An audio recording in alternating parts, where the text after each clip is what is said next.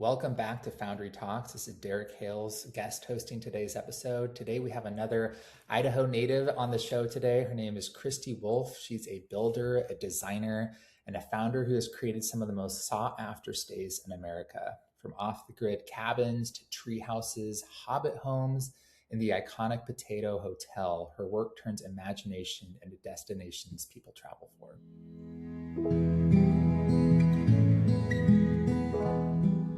Welcome back to Foundry Talks. I'm Derek Hales. I'll be guest hosting today's episode. We are super excited to have Kristie Wolfe with us here. Kristie's built some of the most sought after and incredible places to stay in the country. Kristie, welcome to the show. Thank you for having me. Kristie, can you give our listeners just a little bit of background on how you got started with this? Take us maybe back to the beginning where this vision started for what you built.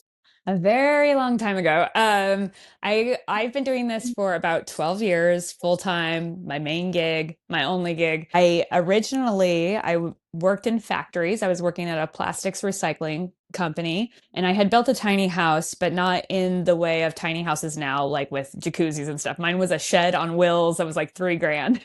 That was like all used. And I had done that as a project in like just a 1 year experiment in minimalism, and I loved it. So then I bought land, and this is my first piece of land, which then ended up being the home of the potato. But I moved it out. I bought 5 lots, and they were each $1,000, and it was like a quarter acre. And so when I moved out there, that was my first experience with off-grid. And I just started thinking like, okay, I only bought cars that were $500 or less, and then I drove them into the ground, have no utilities anymore. It wasn't a very glamorous life. I mean, like near homelessness, but I owned it. And I was like, I think I can do this somewhere else. And I really want to build a tree house. And to me, I'm like, the treehouse needs to be in the jungle. So then that narrowed it down to Hawaii. And at a previous potato factory that I worked at, one of the electricians there, he knew a guy from my hometown that lived in Hawaii and in Southeast Idaho. And so he'd go to Hawaii in the winter. So I had like a contact. And he originally had told me that there's really cheap land on this very specific part of Hawaii. So I got on Craigslist at the time. I found a lot for $8,000. I called the guy up. I think he was in Indiana. He was doing his own minimalism thing. They were saying, we're turning 40 and we're selling off everything and we're retiring early. So we just like really hit it off. And so and again, I'm making like $13 an hour at this point and have no savings, no nothing. And he lets me do a 3-year deal where I'm going to pay him $200 a month, zero interest to buy this land in Hawaii. So I buy it. This whole thing is like 3 days, like from like, I want to build a treehouse to I bought land in Hawaii. And, I look at it on Google Earth. I've never been to Hawaii and it just looks like a jungle. And I'm like, cool, let's go. And so anyways, 8 months later, I flew out there, and we had like a really cheap Allegiant flight with my mom. We packed all of the tools in our suitcases and just like layered on our clothes and went over there. And it went from like finding where the land was getting a chainsaw and cutting down trees. And anyways, I built a tree house a few months later. My thinking was, if this works and I can get what other places are getting in this area, again, Airbnb, like I hadn't stayed in an Airbnb at that time. Many people that I talked to were like, what does that even mean? We were still renting our vacation homes from like the Thrifty Nickel. Right. I was like, if this works, if it rents for 8 days, that will replace my factory job income. And if it doesn't work at all, then my family and friends have a vacation home in Hawaii. And it basically booked out pretty much solid. And I had paid back my initial investment in about 100 days, which was like the first 3 months of being open. And I was able to buy my next property. That is so cool. You sound like you caught the minimalism Airbnb bug a lot earlier than a lot of people. You said 2011 is when this Yeah. was. Yeah, I remember that. I do remember people like, oh yeah, Airbnb, I kind of know what that is, but like what sparked that desire to live this kind of simple minimalism life? Because we see it a lot now, but back then it was not what it was today, what it is today. Yeah, I remember when the minimalists wrote a book, on that. And it just like resonated. And I was already kind of living in it. I had given a talk at Ignite here in Boise about me building this tiny house. Again, nobody knew what a tiny house was back then. Right, It right, was crazy. I sound so old, but and then I met Macy Miller from that speech, and she was like, I'm building a tiny house too. So we're like the only two that we know in the state. Obviously, people have been living in small spaces forever. right. But yeah, I don't know how I was on it earlier, except for that I would do in my 20s, I would always pick a goal to do for a year. So I do like no sugar for a year. Well, no sweets. I Mhm. wasn't like looking in sauces or anything crazy. That one Right, was the hardest one I did. I did no meat, and that ended up rolling into like 3 years. And I don't drink, so I like couldn't take away much more. And so living in a small house seemed like, oh, I'll do this minimalism thing for a year. But when I did it, that was something like I was never not going to eat sweets. I couldn't wait till the day that ended. But living in this like small place, really paring down my life, I was like, it felt right. It just worked for me. yeah, that's amazing. Do you still carry that mindset of minimalism and maybe very thoughtful with items and stuff you're curating? Is that still something you cling on to today, or has that evolved at all? Yeah, I am still pretty minimalist. I mean, like now I basically live out of my truck, so it's about as minimalist as you get. It's that truck's a mess, but yeah, I still like struggle. I think how it shows up for me is like if I buy like I was really struggling with buying a rain jacket recently. I need one so bad, but I'm like, I know whatever I buy I'm going to have for the next 20 years, so I have to like it. Yeah, I'm going in like my stuff, the pants I'm wearing now have about 8 holes in them. They're threadbare.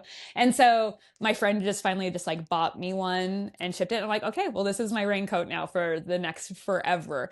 right, So like things like that, like about I do spend money on food and experiences and things like that, but things are a lot harder for me to spend money. The only like caveat to that would be like tools. I am trying to be better about like just buy the tool. Like it's what you do, just buy the tool that make every time I buy a new tool, I'm like, oh, I should have done this forever ago. right. I mean, Kristie, it's so cool hearing that. We do a lot of market research. I'm always looking at consumers, especially people in hospitality. Like, what do consumers want? Like, what are they not getting from other properties and stuff? And I mean, you totally nailed it. Like, people want to spend their disposable income on experiences. I think we've reached this point, and you've kind of been ahead of that of like, I want to be really thoughtful with where I spend my money. I don't want to just kind of recklessly spend. I'd rather spend on a cool place to stay, a memory, something I can take with me forever. It's really cool hearing that. You've created some incredible places. Were there moments where it was like, I don't know if this is going to work? Or did you ever get doubt from people saying, oh, I don't know if this is a good idea? Were there any constraints that you had to work through that were challenging in the beginning? The whole thing, it's almost the opposite. Is there anything that went smoothly? Yeah, no, everybody thought that this was a terrible idea and continue. One of my brothers, I have a big family, but one of my brothers, was like, a treehouse, like, just like build something normal over there. And then that worked and surprised like a lot of the doubters. And then because it was hard to build it. And then people are like, just put it on the ground, just lower it. It'll be so much easier. I'm like, well, then it's not a tree house. And then who Purpose. cares, right? So that brother famously like said, like, that's not going to work. And then my next one was a hobbit hole. And he's like, well, yeah, the treehouse works in Hawaii, but a hobbit hole, I don't know about that. And then that one worked. And then so on and so on. So now he just knows, okay, I guess it's gonna work. Whatever you decide to do. I think there's enough proof now. Yeah, that's amazing. When you're building, or I guess when you have an idea, are you looking more at the land and the area, or do you have like an idea and you're trying to find like the right space for it, or is it a combination of both? How do you approach that? It's changed, but I would say typically it is I have a build in mind, and then I'm searching for a cheap place, the landscape that build would work in. That's typically how it's gone. But my ship house in Salmon, that was like a pre-existing place that I remodeled, which was harder than what it would be to like rip it out. It's called a shipwreck because it looks like a ship that was hit by a cannonball before I got my hands on it. That one just came because now people send me weird things all the time. So anytime there's something odd for sale, people will send it to me. A lot of times people are sending me ones that are already done. I'm like, somebody already did it. This doesn't need me to refurnish it or redecorate it. I only do projects that I'm like, nobody else is going to do this. And I also now have gotten a tiny bit smarter in choosing locations. So now I'm like, I can't build back east, even though there's like some really cool, very tempting places. But if I know I'm going to be gone a year or so, like I just don't want to be gone that long from my home. Yeah. What is your, maybe this is a hard question, but what's your favorite property you've built? Is there one that's just like sticks out to you like this place just is awesome? It's better You than know, it's kind of out of sight, out of mind. And then when I go back to them, I'm like, oh, this place is pretty great, because you're so focused on the problems. And then when it's like, been 8 months or a year since I've been in it, I'm like, oh, you know what? This place is really special. So, like right now, my favorite is the one that I'm working on, which is my Moon Pass Lookouts property in North Idaho. And I've got 55 acres of just this like beautiful, pristine forest, and it's surrounded by Forest Service land. So it's not only the largest chunk of land I have, but there's a lot of meaning behind it in building these like historic structures. And then phase two, I'm going to build a fire lookout museum. And so I feel like, this place will be around after I'm gone, and so that feels different than some of the other ones, but they're all really beautiful. I love different things about each of them. Yeah, that's so cool. Side note, I always told my wife, I said, if we ever buy a big property, I want my office to be like a fire lookout. I want to build something. It's stunning when you go to those. We went to one in California, and it's just the 360 views, being up higher is something that is just it's magical. It's absolutely. I agree. I love how you talked about having meaning, and I totally agree. When I look at your properties, I'm like, these could be here forever. Like, she has done such a good job curating this. How do you make sure that that meaning and that purpose comes through? Because it's clearly something that guests take note of, and I think that's what made it so successful. I think a lot of people that I try to like mentor or talk to, they'll be like, okay, yeah, I do all this special stuff, but people aren't mentioning it in the reviews. So I'm just going to take it out because why am I doing the extra work? But I think it's a cumulative thing. So my places have so many details packed in that most reviews say, all the details, oh my gosh, they're not lining up which ones were important necessarily. They're not calling them out individually because the experience is we just found these Easter eggs throughout the place the whole time, and Yeah. that is a cumulative experience versus if I were just to leave a wine bottle and our area has nothing to do with wine or whatever, So everything's like super intentional. And a lot of guests, like I understand that a lot of them aren't going to discover all of the things that are there because they're maybe only there for a day, and Yeah. different weather makes you do different things. And really we don't have a lot of repeat guests because our calendars are full. We do occasionally, they're mostly people that they're going to come one time, develop this core memory, but really you could come back and discover new things each time. Oh, that is so cool. That's right up my alley. Those small little details that maybe you need to kind of hunt for, right? Not just Yeah. don't spoon feed me too much and give me it all right here. That's really cool. Kristie, when you're staying at other, I'm sure you stayed at other hotels and you're very aware of just the hospitality industry. What do you think other hospitality brands miss when they're trying to curate a guest experience? I don't know if it's missing, but I will say the thing that I am doing differently is I think the goal for most hotels and even Airbnbs is to have like this frictionless stay. Yeah. But frictionless is maybe nice, it's pleasant, but it's not memorable. When I bought the treehouse land, I then got a job with the potato commission and I was a spokesperson. I got to travel around with a giant potato for 8 months. So for 8 months, we stayed in a different hotel room nearly every night. And this is just mid-level, like Holiday Inns, that kind of thing. And again, Airbnb hadn't exploded at that time. And so we couldn't even rent, that. But I understood like, okay, nobody's in the business center. Nobody's in the gym. Like these things that people think that they have to have. I'm like, they're not being used. Like those things are really empty. The kitchen in the place is not being, used. And so even when I built my first treehouse, I was like, I don't need a kitchen. Nobody even uses those little kitchens. But then I had like every person was mentioning that there's not a kitchen. So then I just added a drop-in cooler because it's off grid, so I don't have power, and a little sink, and said, we have a kitchenette, we always had coffee there. And that crushed all of those reviews. And still, most of the people, like, they have this intention, I'm going to be on my honeymoon, we're going to save money, we're going to cook all of our food. Nobody does it, Yeah. And so it's like knowing what people actually use and what they don't, and staying in all those different hotels, even though they're not experience driven. My place isn't about a frictionless living. I'm understanding that people are living in their condos in suburbia, that our life has removed so much friction, or and everything is convenient. And I'm like, how can you use your hands and feel present and move your body, because I think that those are the things. How can we stretch you outside of your ability a little bit? I think that that is what makes for a core memory. Yeah, I love that. Because yeah, you sometimes you go into a hotel or something, you're like, what? Why do I even have this here? Like, I'm not going to cook this. I like that there's intention and thought behind every little thing that's there, right?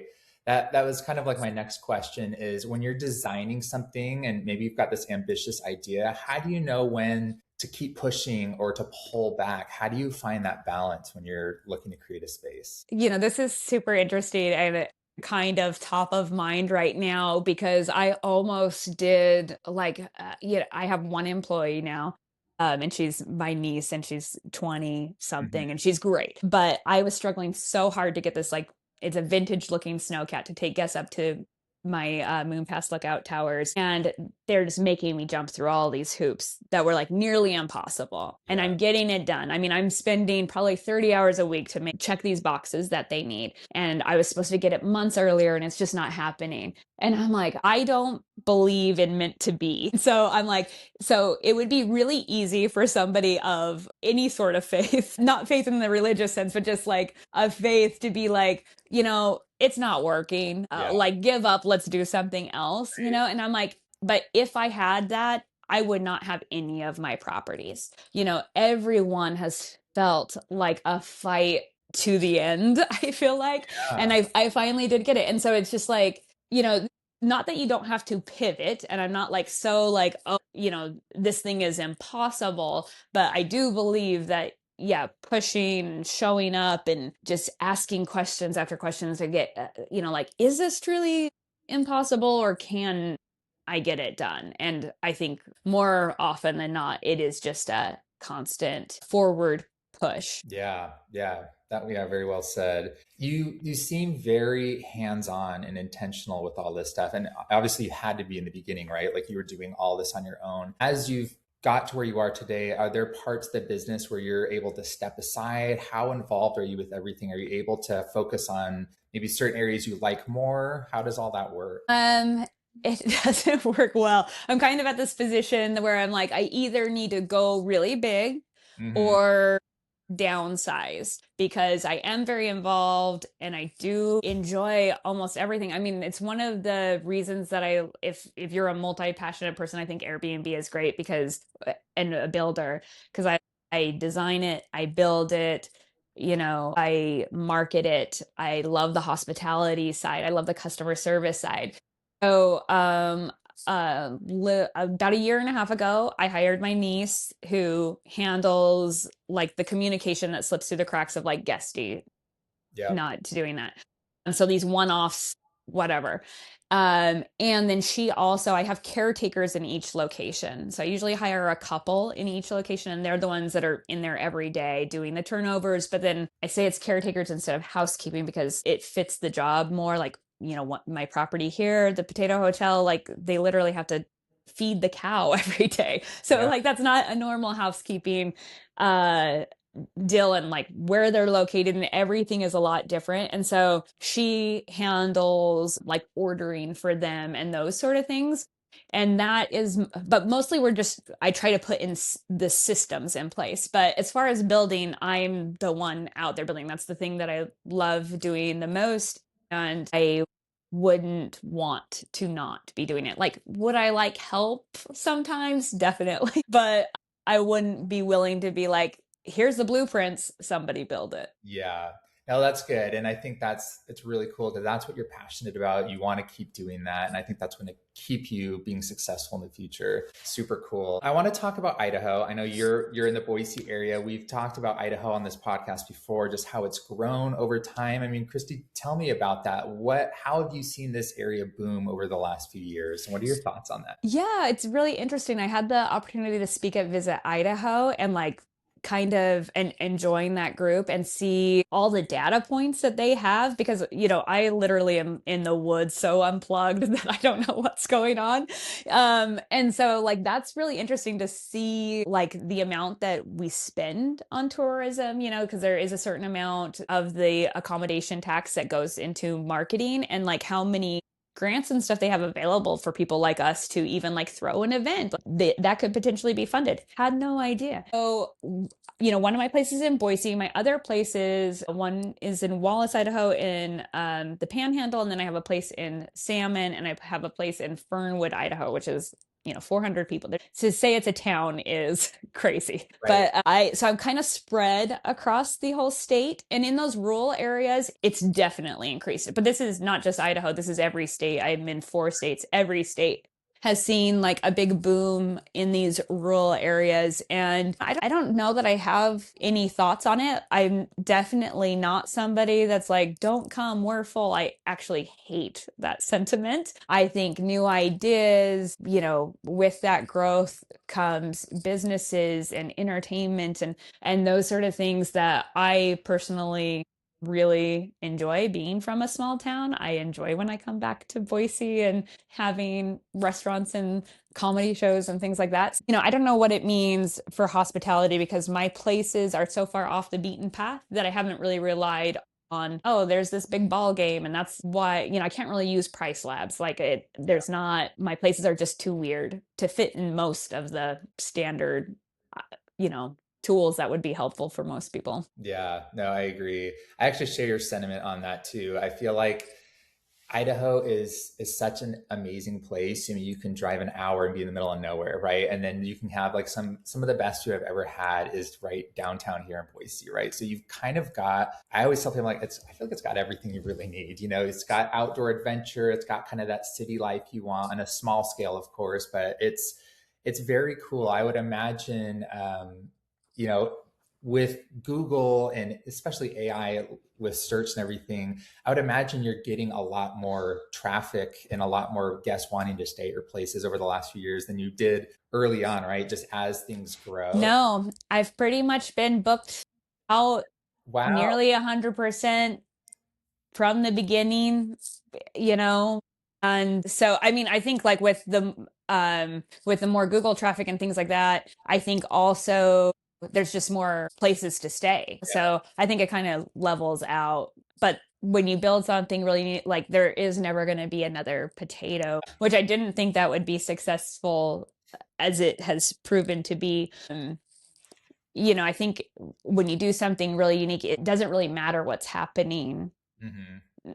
with everybody else. Yeah. This may be, maybe you don't have all the insight on this, but I'm curious to know like where a lot of your guests are coming from. A lot of people, especially your Idaho properties, are those Idaho natives going to those? Or you have a lot of out of state people staying at there? A ton of out of state. I would say maybe if I had to guess, I would say 25% of my bookings are Idahoans, Okay. and the rest are flying in, and I'm talking other countries. And at the Wow. Potato Hotel, we actually have a visitor like logbook out front, because it's kind of a roadside attraction as well. So we see people from Iran and Korea, like just Okay. crazy places. Amazing. I don't have anything to do. Like I just keep restocking it and keeping all those pages that say where people are from. I don't know what I'm going to do with the logbooks, but it's really cool to see on there that people come from all over for all different reasons, but the majority are flying in. They're not even driving. Wow, that is so cool. Does that put pressure on you at all? Like, oh my gosh, I've got to like maintain this level that because clearly the word spreads. People are like, I stayed at this place, it was so incredible. Does that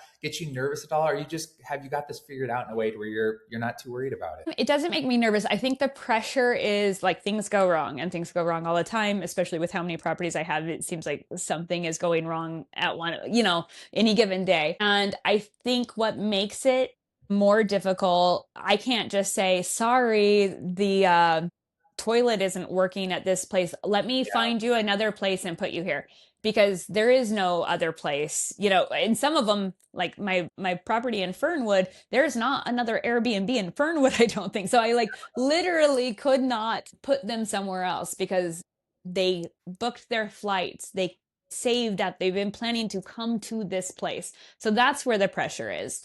Hmm. Years ago, I don't know if I should add, like a Netflix show was coming. They were doing like the best stays or whatever, and they were coming to my fire lookout in Fernwood. And I've done like lots of little TV things, but this was like a huge not a huge contract in the sense that I made any money. There's no money that happens when you're on TV, but just like this, all these contracts that you had aside. And it was such a big ordeal. And then I'm like, well, we only have this time, so we've blocked off this time for them to come. And then they were like, oh, yeah, we hit a snag. We want to come, at this date 2 days later. And I was like, I have a guest. And they're Yeah. like, cancel on them. And I'm like, absolutely not. That's happened multiple times. So much that when other people do these shows, I'm like, so one, if they have multiple units, that might work. But I'm like, either they weren't booked or they had to cancel somebody. And I just couldn't ever do that. Have spoken at some things, and this one gal was saying like Normal House, which I think that is the difference. Normal House that somebody wanted to shoot a commercial in LA, and so she just canceled this guest's whole week for this commercial shoot because she was going to make so much more money. And to me, I could never, and I'd probably never be super rich for it.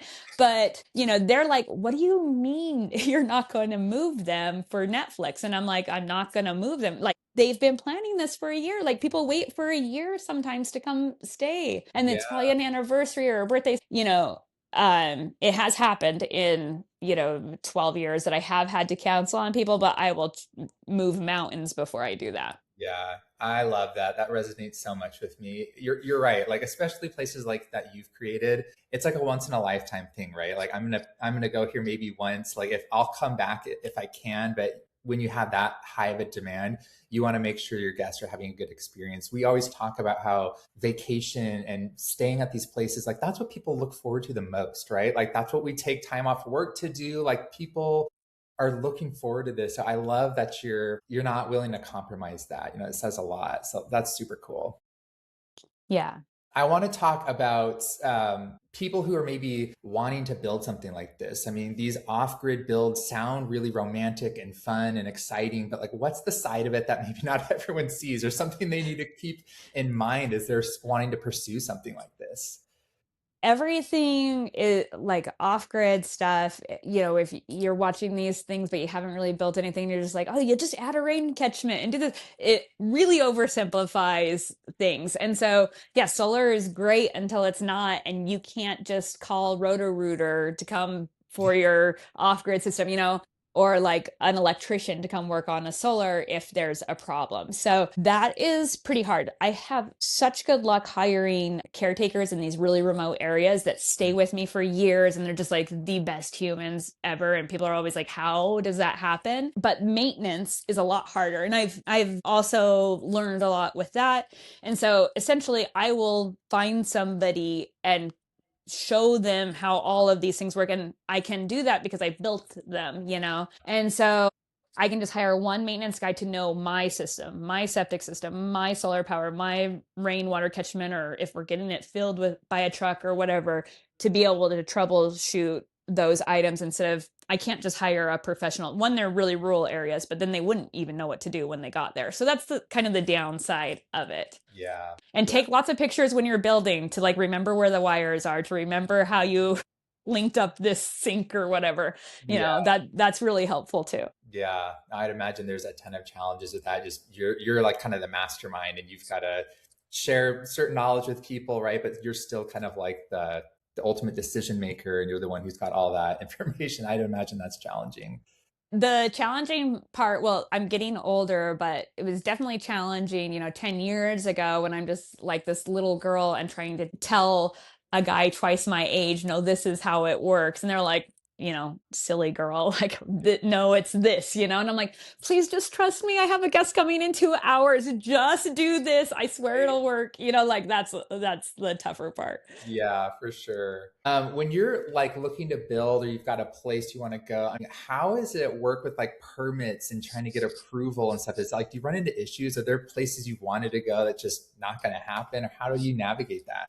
There's places I've gone that I wouldn't do again but nothing that I have been like, oh, I'm not going to do this because they're giving me a hard time. And I've got the hardest of times. But I always go into it a few tips. One, I just didn't know what I didn't know, and they're not going to tell you, like the process of how the permitting goes when you are doing a self build instead of hiring an architect, the architect is kind of the person who would normally go between all these things. But when you don't have money for all of that, you can do it as the homeowner. And especially in Idaho, a lot of states are like this. As a homeowner, you can pull your own plumbing permit, you can pull your own electrical permit, you can do your own work. It has to be inspected, but you can do your own work. But just like knowing how this process works I had no idea. Now that I've built in all these different counties and places, I have a better idea. But some tips for people, because every place is different, is it's hard to hate up close. Like, show up. Don't just have this fight over email. Go hang out at the office. And that was really difficult during COVID, because nobody was open, and just go in humble and like, I need your help. And most people are great, but it only takes one person that's ornery. And sometimes the city attracts that kind of person that wants to just say no. And it's just, I feel like it's like this puzzle, this Rubik's Cube, and you just have to throw out all these creative options. Well, would this work? No, you can't do that because of this. Well, how about this? Would that work? No, because of this. So with the potato, I had my tiny house out there for like a decade, and it's so in the middle of nowhere. You will know, most people don't even think it's in Boise, but it's this old town site of orchard. And so the railroad is right there, and when it was steam engines, they had to stop every 40 miles and fill up. And so when they switched, now only every other town site is still a thing. So we have Mountain Home, which is still a city. Orchard Town Site is not. Cuna is, right? I have this big, massive water tower there, and there's just nothing. And so I put the potato there, I fix it up. I think I'm good, because like, this is not something to get permitted. I've never had a permit. My neighbors don't have permits. What are we doing here? And then Ryan Trahan, the YouTuber, reached out, and I didn't know who he was. And he was like, "Hey, I'm going to be in town. Like, can I stay there?"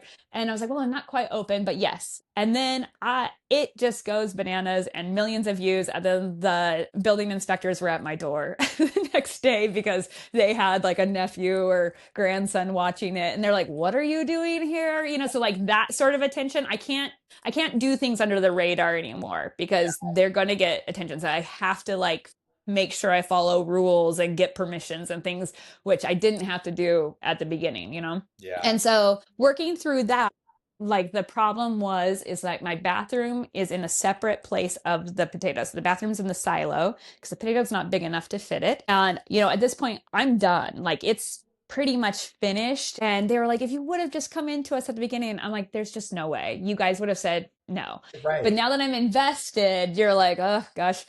And I'm not going away, I'm showing up time after time. But at one point they were like, Kristie, I don't think you understand that we don't have to make this happen. Because I'm just like, well, what if I do this? What if I do that? What if, like, help me, tell me what the secret is that I have to do to unlock this. The secret was that I ended up having to build a whole nother house to be the primary structure so that the potato could be a sleeping unit, which was a term I had never heard before. Mhm. And then a sleeping unit can have a bathroom outside. And, there's campsites, but we're in a fire zone there. So, and you can't, it costs so much money to get it not be a fire zone, even though it's just like sage, it's just tumbleweeds. So it's Yeah. not really a fire risk. There's brush fire risk. Anyways, so I had to build a whole house after I had built that to make Wow. this make sense. But when they said that, we don't have to do this, I was like, oh, I mean, I'm like, if I have to, I've already looked it up. 50 people can make it a town and then I can be mayor and then I can do this. I'm like, I'm like, there's about 6 to 12 people out here right now. I think I could get another 40 people to move out here if that's what it's going to Right. take, So I think just kind of being relentless, but not being mean. Like I know that I'm the weird one, that I'm asking you to do something that makes no sense, that you think is stupid, that will never work. I totally get that. They're not going into this field because they're a creative person. And so you're trying to bridge that gap and just own it. Hey, I'm trying to do something really weird. Help me, Right. you know? Yeah, that is so cool. Yeah, there's so many challenges it sounds like having to do this. There's a lot of hard work that's required. Is there ever like a guest moment or a review or something that just kind of reaffirms that like this is why I'm doing it? Like I love. Are so many. I mean, people spending their, anniversaries and weddings and getting engaged. And I think now we've also had babies conceived at all of them that they've followed up. Like all of that is really sweet. I think like, early on, the first review I can remember at the treehouse that was like a couple weeks in that I got was really long. She said, we arrived at the treehouse and my husband was like miffed that there wasn't Wi-Fi and I don't have TVs in my houses. And she's like, he was like, what are we gonna do? There's no Wi-Fi, there's no TV. And she's like, and so what we did is we talked. I had like this conversation starters and we did this and we did that and we laid around and we read books and and just had like the best time ever. And he was like, I was skeptical, but I'm won over because typically, I'm renting to couples and one person really wants to do this and the other person is like, maybe it's not so much for them to be doing this, but I think converting the skeptical people is very satisfying. So I don't know, there's so many great ones and I kind of forget all the things. I recently had to dig up some stuff for the treehouse property and I can't believe how much stuff I've forgot. It was the top 10 most wished for in the world in 2018. Like that's crazy. And crazy that I could forget any that should be like the highlight of my life. But there's so many fun things and I'm so like in the present, like working on whatever I'm working on that I think maybe I'm not celebrating those things enough sometimes. But yeah, I mean, there's too many, I think, to Yeah, that's mention. amazing. Is there like a North Star that you have that kind of guides how you approach a property, how you want the guest to feel? Like, is there something that's kind of just keeping you in check or keeping you going? It is literally, do I like it? And maybe that's not the best thing, but I'm like, is everybody going to care? No. Do I care a lot? Like, at this place, my moon past lookouts, I have moon pies. It's not like a great thing, but I just like the name of it. Like it's not a satisfying sweet treat, but I just love it. And so I put those in there and our older guests always comment on it. But something that might not make sense, or why wouldn't you make this easier? Every time I show my pulley system, people are like, you need to hook that to a battery and blah blah blah. And I'm like, it does suck for the person, the caretaker that has to do it every day, or me. But one, trying to explain to a guest how an electric one works and them not getting hurt, the guest can do that for 2 days. Like they can move this for 2 days. Not everything should be just about it being easy. My bathroom being located 50 feet away from the potato. Yes, it could be convenient. You could have all these amenities, but that's just not what I'm trying to do. So I really just rely on me and what I'm willing to do. Like I feel like I'm my target market and it's worked so far, but I don't know. And then when I go to launch, I'm like, gosh, I hope people like this, because I'm not really sure. I've put so much into it. I think you nailed it. I think that's what's driving so much success is you're looking at it through the lens like would I like this? Because I've worked with so many properties where I'm like, you guys, are you truly proud of this room? Like they're like, no, not really. Like I wouldn't want to stay there. Like why are we not redoing this? I think you have to look at it that way. Like, am I happy with this? Because if I'm not, then I guess probably won't be either. I think that's a great lens to look at how you approach the business. Yes, I also think like when tiny houses kind of blew up and people are like, "Oh, I'm going to do a tiny house thing," And I'm like, "Have you ever like do you book a tiny house when you're on vacation? If Yeah. that's not you, do the thing that you would want to book because it's not everybody. Maybe you do want the McMansion with the pool table and all of the amenities. Yeah. Like if that's your thing, that's what you should do because you know it. And my thing is like simple, really intentional, use your body, not be distracted. And that's the thing I know. But if that's not you, then you're gonna have a really hard time doing that. I think that's really cool. Along those lines, are there projects or ideas, that maybe would be good money that you would maybe turn away from because it doesn't align with the way you would do work? Have you thought about that at all? Yeah. I've turned away lots of TV stuff. I've been pitched lots of shows and stuff. And I'm like, oh, I actually, sometimes I'm like, I think that that is a good concept. It's not, like I got this CBS show pitched to me. I don't know if it ever got made for doing she sheds Yeah. back in the day. And I'm like, oh, she sheds are popular. That's a cute idea or whatever. But I'm like, but it doesn't really fit with what I do. I don't like that's about excess, Yeah. that's about doing these things. And I've seen it happen so many times with like TV shows that were cute that then they kind of how you were talking before, they did get bigger and bigger, like the Treehouse Masters. It started out being awesome. And then it's like, now it's $1 million treehouse. Now it's a treehouse with a jacuzzi on top. And they've done that with the tiny house shows or Extreme Home Makeover. I remember watching that as a kid and it was great. They would remodel a house to fit this family. And then they're knocking down the house and building the house in a week. And now Garth Brooks has to come and every person in the family has to be dying. It's like, Right. oh, and then it goes like they just can't help Hollywood can't help themselves of doing that and it gets so far away. And I think that's why Chip and Joanne Gaines, so I don't watch shows but I read all the books, Yeah. and but they have, they got a lot of pushback about they'll only be in Waco, their kids are going to school, they're not going to travel. That was the first show to be made